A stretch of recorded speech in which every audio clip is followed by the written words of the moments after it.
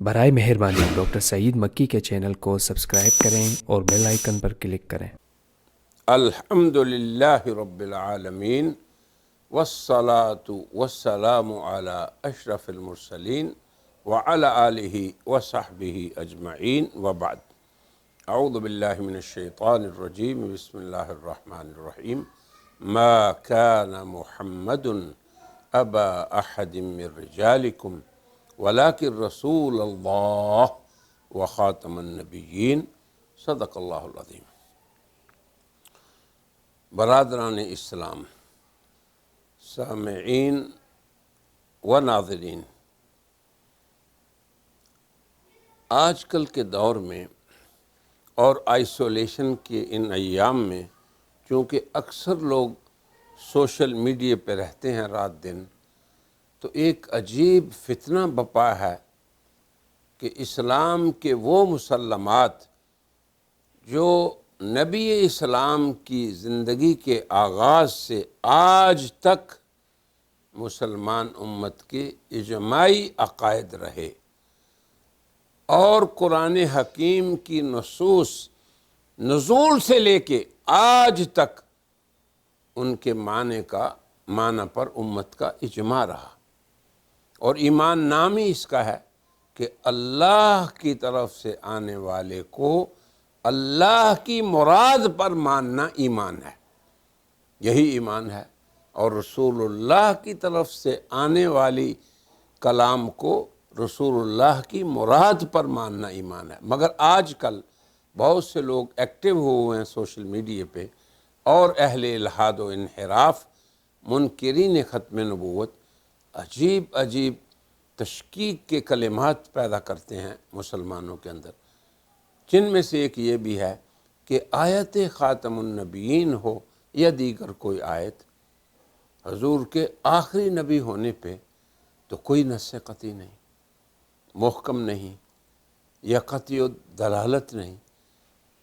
اب یہ جو تشویش پیدا کی جا رہی ہے اور تشکیک، اس کے پیچھے بہرحال ایک خطرناک اور خوفناک منصوبہ بندی ہے کہ اس مسلمان امت کو آغاز اسلام سے لے کے صدیاں گزر جانے کے بعد جو اسلام پرانا رسول اللہ سے شروع ہو کر آج تک آیا، اس سے دور کر دے، تاکہ اللہ کی نصرت سے یہ امت محروم ہو جائے۔ اب آپ دیکھیں کہ جو ہم نے آیت پڑھی ہے، آج ہم صرف قرآن ہی میں رہیں گے اور قرآن سے باہر نہیں نکلیں گے۔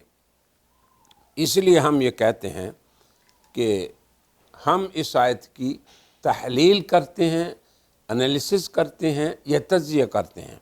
ما کان محمد ابا احد من رجالکم، یہ سمجھ لیں کہ پہلی بات ہے، پہلا امر ہے، وہ کیا ہے کہ اللہ تعالی نے اس میں نفی کی ہے، کس چیز کی؟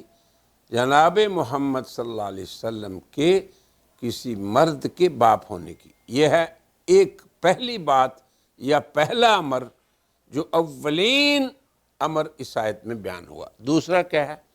لیکن، یہ حرف استدراک ہے، لیکن کے معنی میں۔ تیسری بات کیا ہے؟ رسول اللہ، اس بات ہے محمد صلی اللہ علیہ وسلم کے لیے کہ وہ اللہ کے رسول ہیں۔ اور چوتھی بات کیا؟ وخاتم النبیین، وہ خاتم النبیین۔ اب ان چار باتوں کو ہر آدمی یاد رکھے تاکہ عام مسلمان بھی منکرین ختم نبوت اور مشککین اور اہل الحاد کی تشکیک اور الحاد کا جواب دے سکیں۔ اب میں نے کیا کہا کہ اس آیت کے اندر چار چیزیں بیان ہوئی۔ پہلے کیا ہے کہ حضور صلی اللہ علیہ وسلم کے کسی مرد کے باپ ہونے کی نفی۔ یہ کیوں ہوا؟ تو اس کی بھی بات ہم قرآن ہی سے کریں گے۔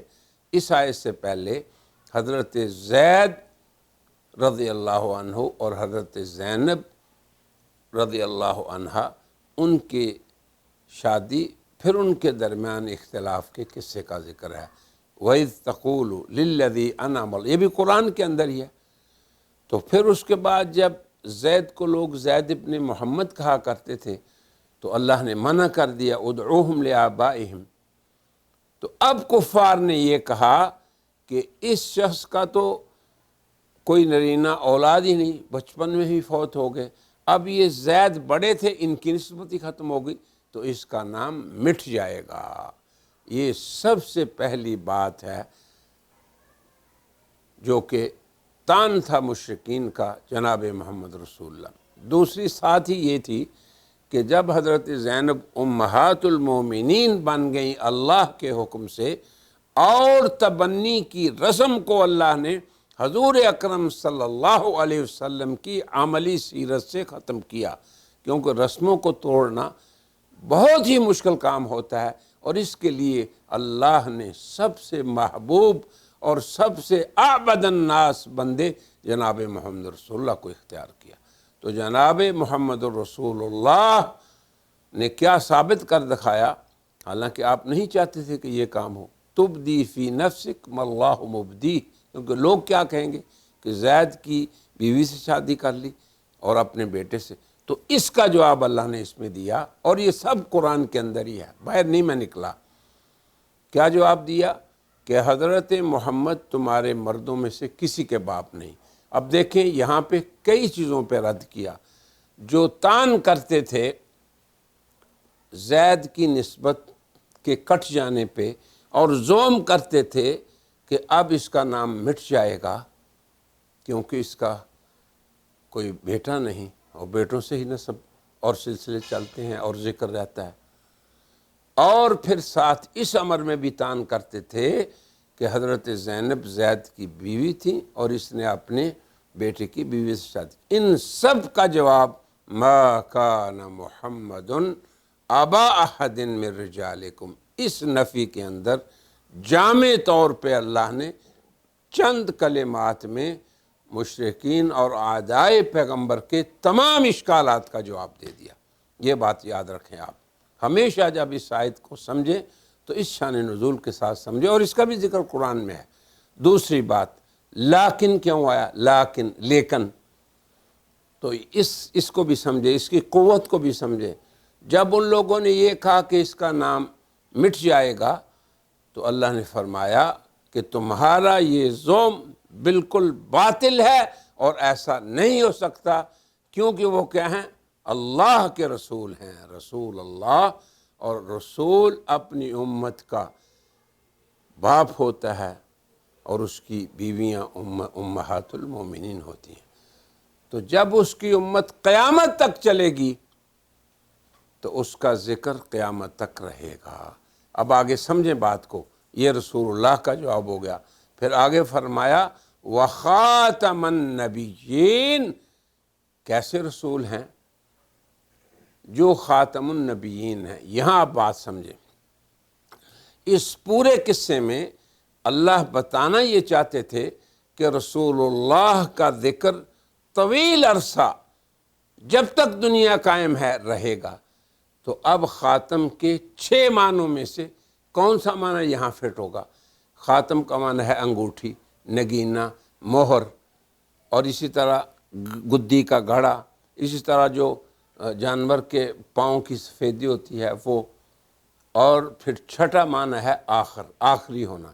اب آپ خود دیکھیں کہ اگر حضور آخری نبی ہوں جن کی نبوت کا سلسلہ قیامت تک رہے گا تو تب ان کا نام قیامت تک باقی رہے گا۔ اسی لیے حضرت عیسیٰ جب آئیں گے تو وہ بھی آپ ہی شریعت کے تابع ہوں گے۔ تو یہ معنی یہاں پہ سوائے آخری کے اور کوئی بھی فٹ نہیں بیٹھتا۔ اب دیکھیں آپ، میں نے آیت کے اس قصے کو جس کا اشارہ پہلے حصے میں موجود ہے، اس آیت سے پہلے، تو قرآن سے ہی خاتم کا معنی متعین ہو گیا۔ یہاں خاتم سے مراد نہ انگوٹھی، نہ نگینہ، نہ گدی کا گڑا، نہ وہ کھر کی جو سفیدی ہے، ہو ہی نہیں سکتا۔ اب اگر آپ یہ کہیں کہ مہر بھی ہو سکتی ہے تو مہر، اب آپ غور سے سنیں، آج کل یہ سوشل میڈیا پہ کہتے ہیں وہ سٹام والی مہر لاتے ہیں، دیکھیں جی یہ شروع میں مہر ہے۔ اچھا اگر شروع میں مہر ہے تو پھر شروع میں حضرت آدم پہلے نبی ہیں یا حضور صلی اللہ علیہ وسلم؟ تو مہر ہمیشہ وہ ہوتی ہے جو قاضی کے فیصلے، حاکم کے حکم اور آمر کے امر کے اخیر میں ہو۔